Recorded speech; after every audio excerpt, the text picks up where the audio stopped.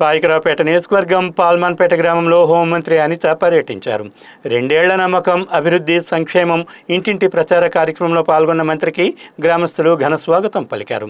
పాల్మాన్పేట గ్రామంలో మంత్రి అనిత ఇంటింటి ప్రచారంలో గ్రామంలోని ప్రతి ఇంటికి వెళ్లి అభివృద్ధి, సంక్షేమాన్ని ప్రజలకు వివరించారు.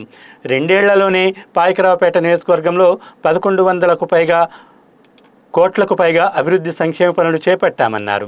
నక్కపల్లి స్టీల్ ప్లాంట్ ద్వారా వేలాది మందికి ఉద్యోగ, ఉపాధి అవకాశాలు రానున్నాయని తెలిపారు. పాయికరావుపేట నియోజకవర్గాన్ని అన్ని విధాలుగా అభివృద్ధి చేస్తున్నామని హోంమంత్రి అనిత పేర్కొన్నారు. ఇక్కడ నుంచి నేను బయలుదేరి వెళ్ళాలంటే కనీసం 4 గంటలు ఇక్కడ నుంచి ప్రయాణం ఉంది. అందువల్ల మీ అందరూ అభిమానించారు. మీ అభిమానాన్ని అందరికీ కూడా నేను ఎప్పుడు కూడా కృతజ్ఞతలే ఉంటాను. ఎందుకంటే ఏ రోజైనా నన్ను రమ్మని పిలిచే రాజకీయ నాయకులు చాలా తక్కువ అరుదుగా ఉంటారు. అలాంటిది మీరందరూ కూడా నన్ను ఎంతో ఆప్యాయంగా, అభిమానంగా ఈరోజు మీ గ్రామంలోకి రప్పించుకున్నారు. మీ అందరికీ కూడా కృతజ్ఞత తెలియజేసుకుంటున్నా.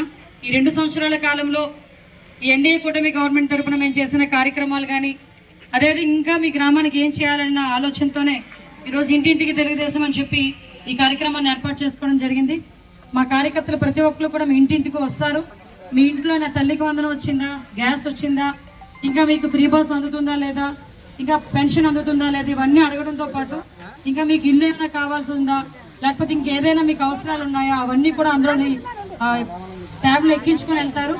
ఒక రోజుకి సుమారుగా 30-40 ఇళ్ళు కూడా తిరుగుతారు.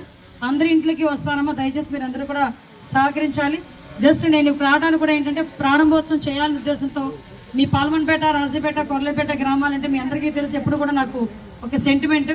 ఎందుకంటే ఆ రోజు ఎలక్షన్లో స్టార్ట్ చేసినప్పుడు కూడా మీ దగ్గర నుంచి క్యాన్వాసింగ్ స్టార్ట్ చేస్తాం.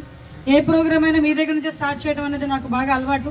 ఆ అలవాటులో భాగంగానే, ఆ సాంప్రదాయంలో భాగంగానే మీ అందరి దగ్గరికి వచ్చి మీ ఆశీర్వాదాలు తీసుకోవడానికి వచ్చాను.